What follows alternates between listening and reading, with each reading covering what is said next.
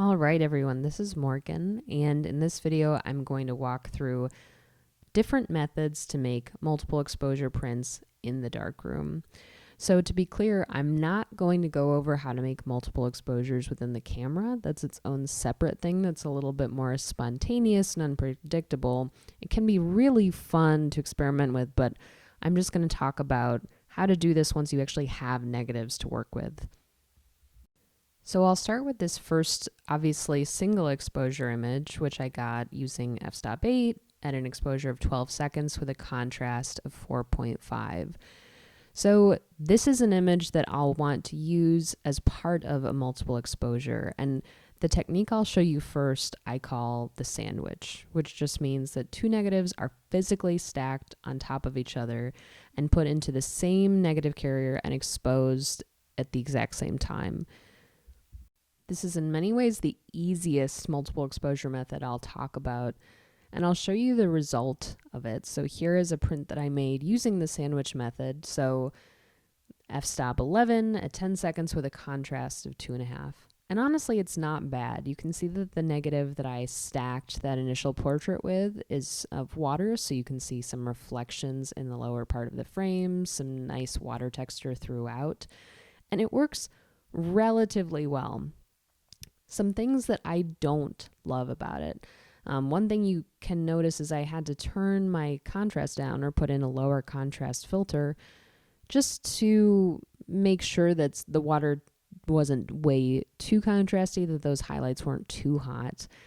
And that worked well for that negative. It did bring down the overall contrast of the portrait, and overall that image looks kind of muddy and gray. So this kind of gets at the heart of why the sandwich is tough, is you have to pick the best compromise between your two negatives. You want to pick negatives that are a really similar density, that aren't going to compete with each other too much. And then even if you do a lot of careful, curating of which negatives you choose, you still will often have to compromise and pick an exposure time or contrast that's really good for one of them and maybe fine for the other. That gets me into my second method, which I'm just going to call the true double, which is where you take your two separate negatives to two different enlarger stations, which means that your exposure and contrast settings can vary significantly between these images. So that's a huge benefit. Obviously, this is how you can change how the images relate to each other. So you can have one be much darker and one be much lighter and more subtle. Here is my first attempt at doing this. You can see I took the portrait to its own enlarger station and exposed that at f11, 12 seconds with a contrast of 3. I took the water to, again, a separate enlarger station, and you can see I have a really different aperture setting, a 7-second exposure, and a lower contrast. So this obviously didn't immediately solve the problem. You can see the water is actually a little more dominant. She's still kind of low contrast. And one of the things I realized when seeing this is that I wanted to try it in my next print to dodge the top of the print during the water exposure so I could get a little bit more clarity on her, so the portrait wouldn't be as covered up by the top of that water image, because that's part of why it looks so muddy and low contrast up there. So I swung a little bit too far, and you'll see that in my next print, the water is really, really subtle. I've again gone probably too far in the other direction. I raised my contrast on the portrait a little bit because I thought it was still looking low contrast, and I dodged the entire half of the print for most of the exposure, if not all of the exposure, and you can't see anything really above her shoulder.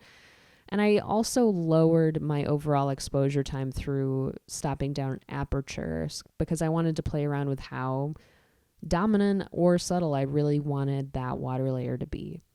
So I'll show you my third image, which I think comes the closest to being right.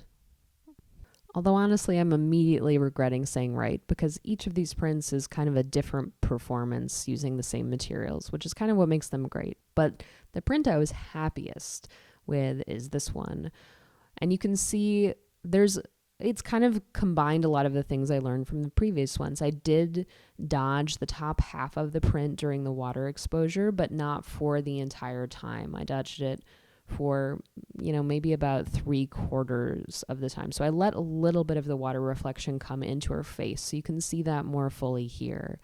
I also let the water be exposed for longer.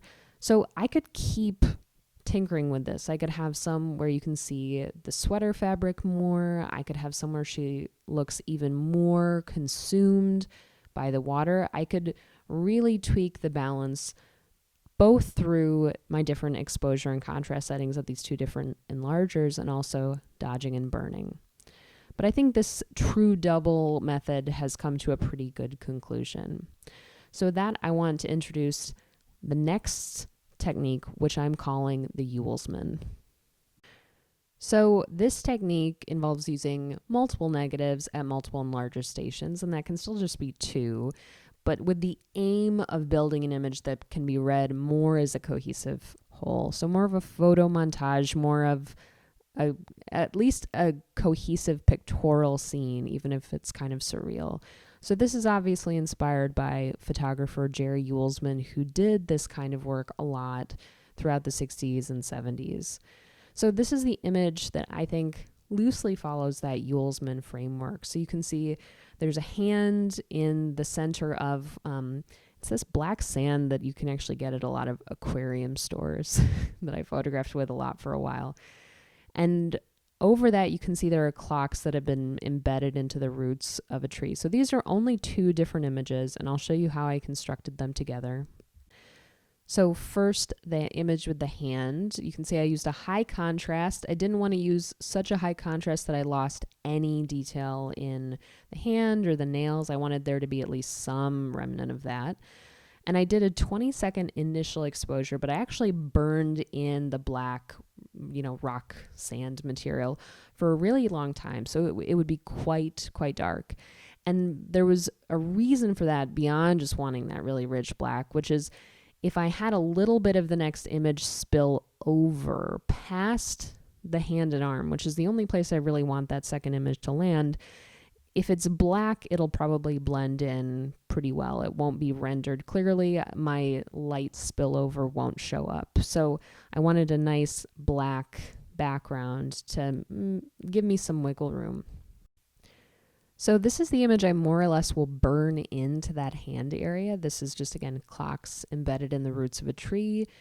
Really different exposure, f-stop of 2.8, a contrast of only 2, and for 8 seconds. So again, we're using multiple exposures. We're using different enlarger stations. The big thing here is that we're not just looking for blending of 2 images that more or less are oriented the same.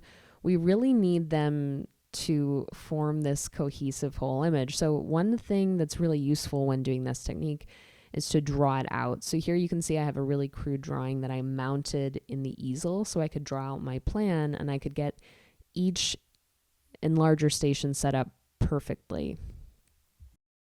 Eventual exposures for these were the hand at pretty much exactly the same time. My hand exposure was really good to start off with. So I have that overall 20-second exposure, more time burning in the black sand, but that stayed very much intact. The clock exposure stayed the same too because I was really happy with it. Notice that I'm calling it a burn because while exposing the clock, I used a mask that had roughly been cut out in the shape of my hand and arm and just treated it like a burn. So there's definitely areas where the tree image lightly spills over my fingers into the black area surrounding it, but luckily because that area is so dark anyway, it blends in really well. So again, these were 3 different ways to do multiple exposures in the darkroom. It's a lot of trial and error, so give yourself time to practice these. Thanks, everyone.